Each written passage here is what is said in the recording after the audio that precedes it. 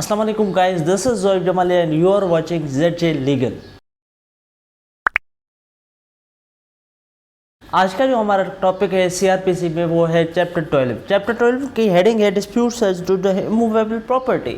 आप ये सोच रहे होंगे कि अभी तो हम सीआरपीसी पढ़ रहे हैं, अब सीआरपीसी में dispute as to immovable property कहाँ से आ गए? ये तो सिविल मामलात हो गए ना।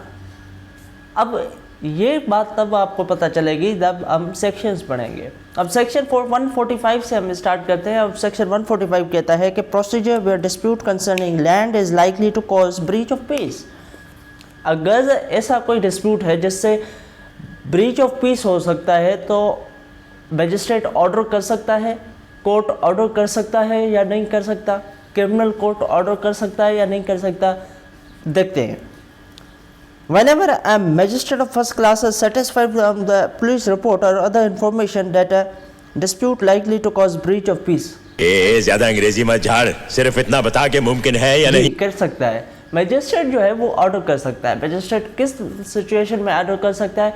मैजिस्ट्रेट उस सिचुएशन में ऑर्डर कर सकता है जब किसी भी इमूवेबल प्रॉपर्टी के हवाले से एक डिस्प्यूट राइज हो जाता है और वो डिस्प्यूट इस नेचर का होता है कि उससे अमन अमान की सिचुएशन ख़राब हो सकती है। मैं कुछ और चीज़ें यहाँ पे आपको ऐड करता चलूँ, उसके बाद हम सेक्शन को देखेंगे।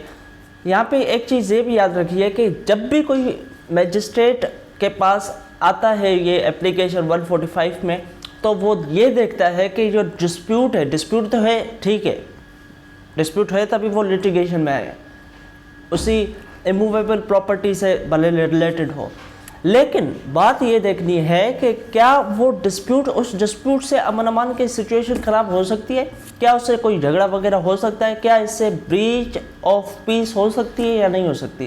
क्योंकि ये सेक्शन जो है वो डिज़ाइंड इस तरीके से किया गया है कि जो इमरजेंसी सिचुएशन हो सकती है उससे डील किया जाए। अब जब भी पुलिस के अपना रिपोर्ट देती है या किसी भी तरीके से 145 की एप्लीकेशन आ जाती है फॉर सपोज, तो फिर मैजिस्ट्रेट क्या करता है? मैजिस्ट्रेट फर्स्ट क्लास, ठीक है, 145 में एम्पावर्ड कौन है? मैजिस्ट्रेट फर्स्ट क्लास, सेशन जज वगैरह नहीं। अब मैजिस्ट्रेट ने क्या करना है? मैजिस्ट्रेट ने सेटिस्फाई होना है कि ये डिस्प्यूट तो है, लेकिन इस डिस्प्यूट से क्या ब्रीच ऑफ पीस होगा या नहीं होगा। अगर ब्रीच ऑफ पीस होगा तो फिर वो ऑर्डर करेगा। फिर सबसे पहला वो यह ऑर्डर करेगा कि जो रेस्पोंडेंट्स हैं उनको प्रेजेंट होना है, वो इसको प्रेजेंट करवाएगा और उस ऑर्डर की कापी, एटलीस्ट एक कापी जो है वो जो इमूवेबल प्रॉपर्टी जहाँ पे डिस्प्यूट है वहाँ पे चिपसान की जाएगी।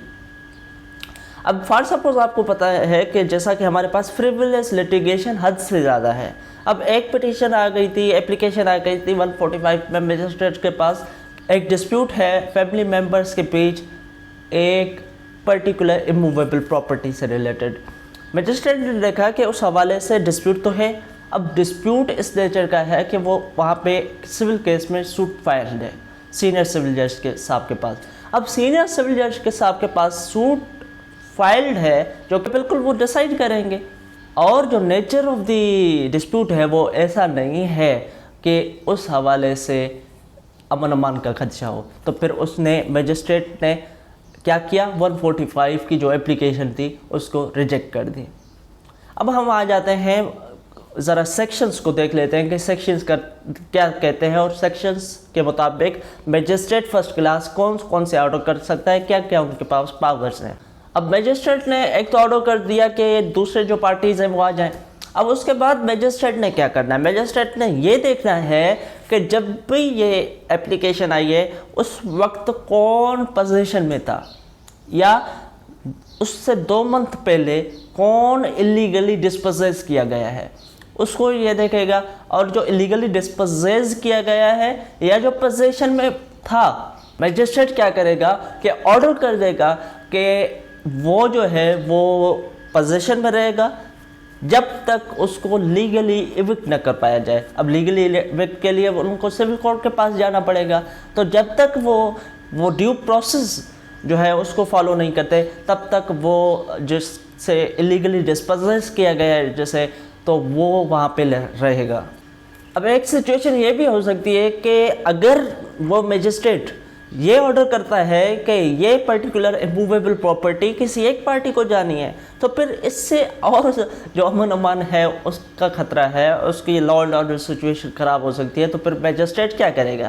جی میجسٹریٹ یہ کرے گا کہ وہ اس جو اموویبل پراپرٹی ہے اس کو اٹیچ کر دے گا۔ اب ایک چیز یہ بھی ہے کہ وہ فار سپوز لینڈ ہے، اب لینڈ کے اوپر وہاں پہ فصل اگائی ہوئی ہے، اب فصل کا کیا ہوگا؟ اگر فار سپوز اٹیچ کیا جاتا ہے تو پھر فصل کا کیا ہوگا؟ فصل تو وہ تباہ ہو جائے گی۔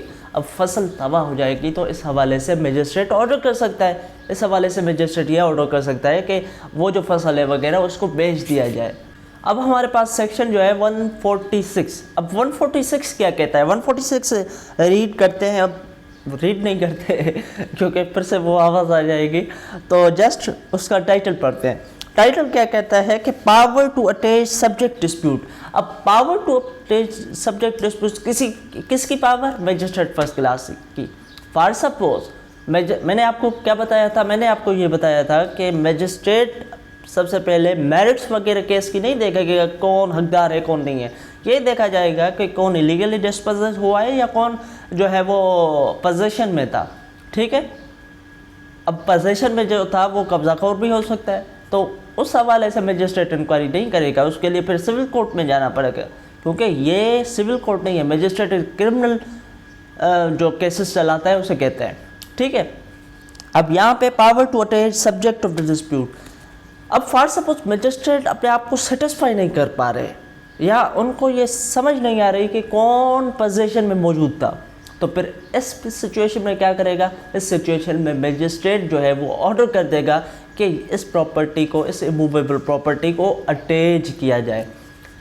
اب یہاں پہ اتنی گرمی ہو رہی ہے، آپ کے لیے ویڈیوز بناتا ہوں اور پنکھا بھی بند کر رکھا ہے کتاب کے، آپ کو صحیح سے سمجھ آئے تو ایک لائک تو بنتا ہے اور ایک سبسکرپشن بھی بنتی ہے، ٹھیک ہے؟ اوکے، آگے چلتے ہیں۔ اب آگے ہمارے پاس کیا ہے؟ فار سپوز اس ڈسپیوٹ کے حوالے، اس جو پراپرٹی ہے جس میں ڈسپیوٹ ہے اس حوالے سے کوئی ریسیور اپوائنٹڈ نہیں ہے، تو پھر میجسٹریٹ کیا کرے گا کہ ریسیور بھی اپوائنٹ کر سکتا ہے، وہ ریسیور میجسٹریٹ کے کنٹرول میں ہوگا۔ لیکن یہاں پہ ایک چیز نوٹ کریں کہ میجسٹریٹ جو ریسیور اپوائنٹ کرے گا اور جو بعد میں سول کورٹ ریسیور اپوائنٹ کرتا ہے، تو پھر میجسٹریٹ کا جو ریسیور ہوگا وہ ڈسچارج ہو جائے گا، وہ اپنے کام، پھر اس کا کام ختم ہو جائے گا۔ اب ہمارے پاس سیکشن ہے 147۔ لاسٹ سیکشنز میں جو ہم نے پڑھا وہ کیا تھا؟ وہ dispute relating to the immovable property, جو کہ ایک لینڈ وغیرہ تھی، جو اموویبل پراپرٹی تھی۔ پھر اس ڈسپیوٹ سے کیا تھا کہ وہاں جھگڑا ہو سکتا ہے، بریچ آف پیس ہو سکتا ہے۔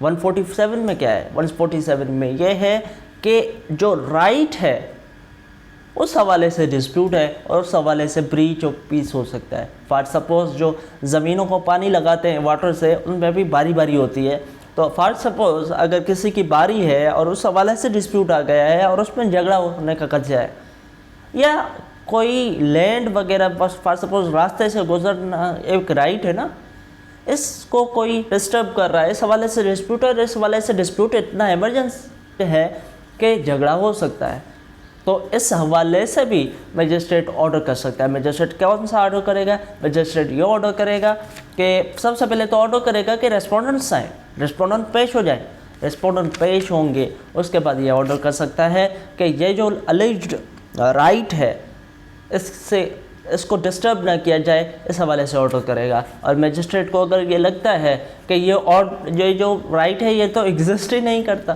تو پھر میجسٹریٹ یہ آرڈر کرے گا اور پروہیبٹ کرے گا کہ اس رائٹ کو جو ہے وہ یوز کیا جائے، ایکسرسائز کیا جائے۔ اب یہ بھی جو ہے وہ آرڈر یہ بھی سبجیکٹ ہوگا کس سے؟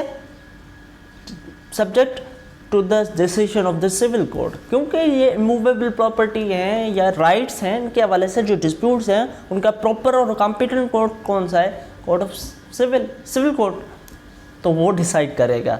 میجسٹریٹ کیا کرے گا؟ تھرڈ بار میں آپ کو بتا رہا ہوں جسٹ آپ کو ریمائنڈ کرنے کے لیے کہ میجسٹریٹ تب آرڈر کرے گا جب there is a dispute relating to the immovable property or alleged right which can cause the breach of peace. English कैसा बोला। हमारे पास अब लास्ट सेक्शन है इस चैप्टर में, चैप्टर 12 में, और उसमें यह है कि अगर फॉर सपोज कोई लोकल इंक्वायरी कंडक्ट करती है तो फिर इस हवाले से सेशन जज जो है वो किसी भी मैजिस्ट्रेट को डिस्प्यूट कर सकते हैं कि वो लोकल इंक्वायरी करें, वहाँ पे इंक्वायरी करें, और उस हवाले से मैजिस्ट्रेट को जो सेशंस जज हैं वो कोई हिदायत, रिटन हिदायत भी दे सकते हैं, और वो फिर बाद में ये भी बता सकते हैं कि इस जो इंक्वायरी का कॉस्ट वगैरह है वो कौन पे करेगा। तो ये था आज का हमारा लेक्चर। कैसा लगा आपको? इंशाल्लाह आपको समझ आ जाएगा। और keep watching ZJ legal. Thank you.